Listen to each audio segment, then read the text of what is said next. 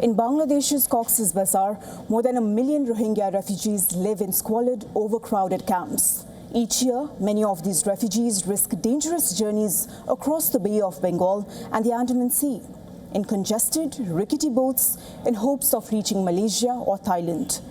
Still, this desperate search for a better future has a tragic end for many hopefuls.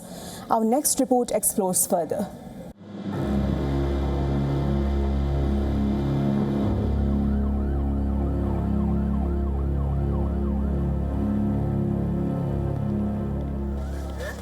More than 1 million Rohingya refugees who fled and somehow survived the horrors of war in Myanmar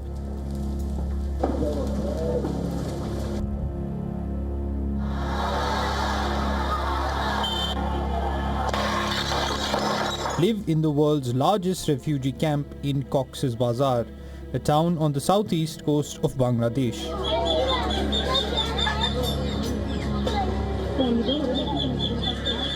But shrinking food rations, crushing poverty, limited job opportunities, overcrowded and squalid camp conditions, and a series of natural disasters, including the recent landslides, have pushed more and more refugees to attempt perilous crossings in overcrowded, ramshackle boats in search of a better future.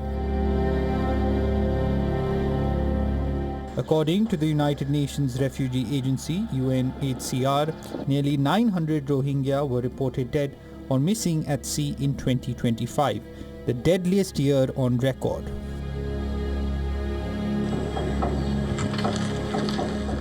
"25-year-old Rahela Begum is one of the lucky survivors who spent 2 days and a night adrift in the Andaman Sea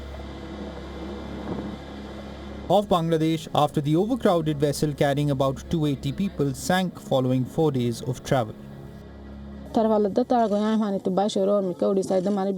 the boat sank, I emerged from the tarpaulin and saw everyone floating in the sea, clinging to water tanks or whatever they could find. I also saw corpses floating. At that moment, I found a wooden plank and clung to it for 1 night and 2 days.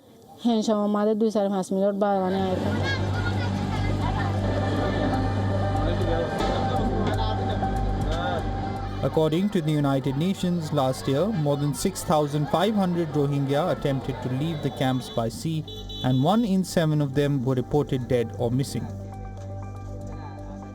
But the exodus of Rohingya refugees to Malaysia, Indonesia and Thailand continues to grow with each passing day. Given the desperation of the Rohingya refugees, human trafficking has become a lucrative trade, with recruiters and criminal gangs selling refugees the hope of a better life outside what many describe as an open-air prison. Indeed, we see an increase of cases of trafficking, but also onwards movements. From last year, from January to May, and comparing to this year for the same period, we have seen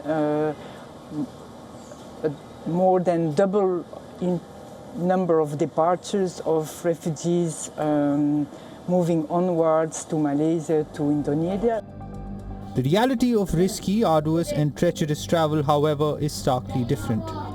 Journeys typically begin in Teknaf, where Rohingyas are packed onto trawlers before being transferred to larger vessels at sea.